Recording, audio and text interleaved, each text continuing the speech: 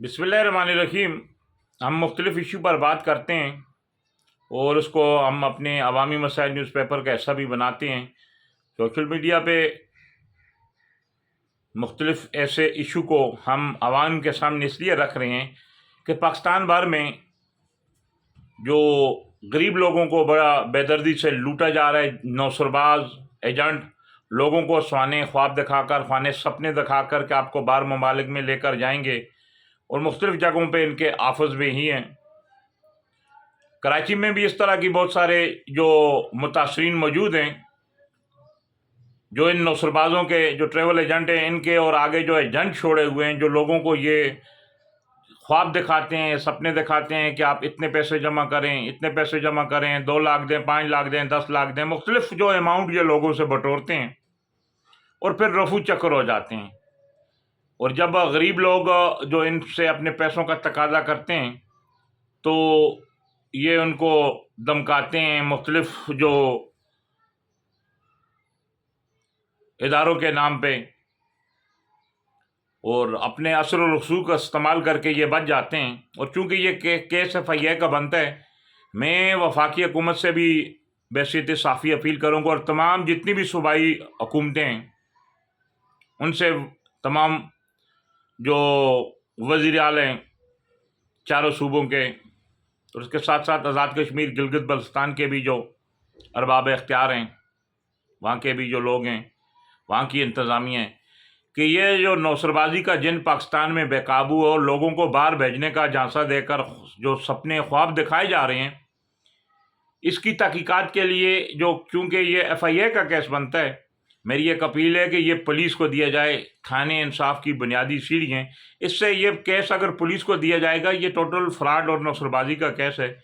तो लोगों को उनके मुतल्लिका थानों में जाकर जो शिकायत दर्ज कराने में आसानी होगी, पुलिस इस पर तफ्तीश करेगी, पुलिस को इस पर जो FIR के अख्तियारात दिए जाएँ, तो इससे यह फ़ायदा होगा। एक तो इस जुराइम में, इस नौसरबाजी के जो मुनज़्ज़म नेटवर्क है, इसको तोड़ने में कामयाबी मिलेगी, और दूसरा वो मुतासरा लोग हैं जो इससे मुतासर हैं, वो अपने थानों में जाकर बरवक्त शिकायत दर्ज कराएंगे। क्योंकि जिस तरह कराची एक बहुत बड़ा शहर है, अगर यहाँ कोई ऐसा वाक़या होता है तो लोग FIA का रुख करते हैं। कराची की अक्सर गरीब जो कच्ची आबादियाँ हैं उसमें ज़्यादा जो लोग इसका शिकार हैं, और ये लोग जो नौसरबाज एजेंट, ट्रेवल एजेंट होंगे, दूसरे मुख्तलिफ़ जगहों पे इन्होंने जो कंपनियां बनाई हुई हैं और मुख्तलिफ़ जो नामों से ये धोखा देकर लोगों को कि आपकी किस्मत बदल जाएगी, हम आपको बाहर ममालिक में भेजते हैं, इस कंपनी का वीज़ा आया हुआ है,